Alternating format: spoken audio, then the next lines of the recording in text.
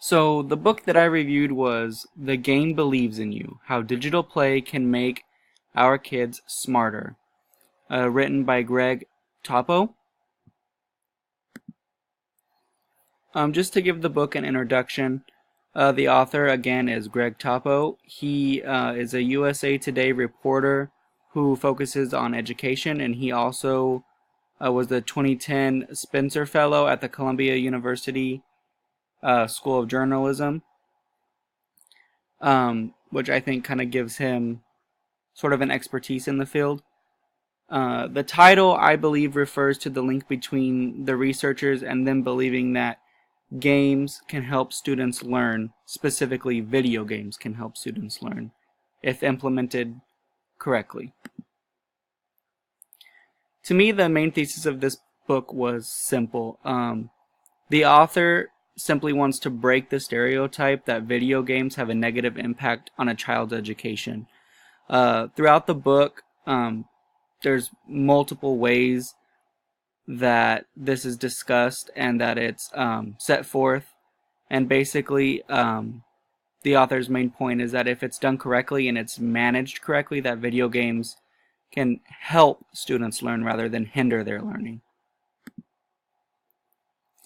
Just to briefly summarize, the book follows 40 researchers as they seek different ways to implement video games and technology in the classroom, and they want to do it in a way that positively impacts the learner.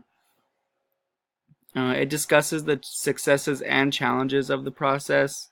It goes into great detail about all of that, which I won't go into detail just to keep this brief. It also discusses the successes and challenges.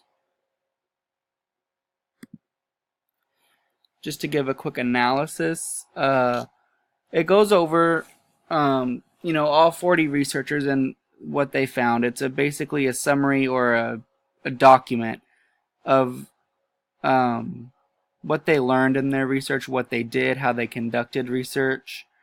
And ultimately, they all had one goal, which was to successfully implement video games in the classroom while having it affect a positive impact on their education.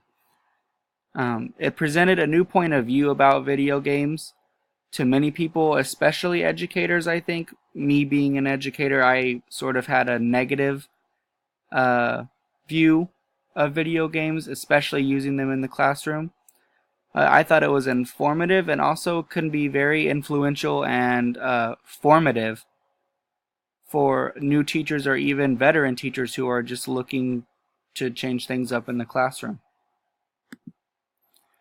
To conclude, this book put a very positive spin on video games, something that you don't see often in today's world, whether it's the news or magazines or even other textbooks that we use in college courses and things like that.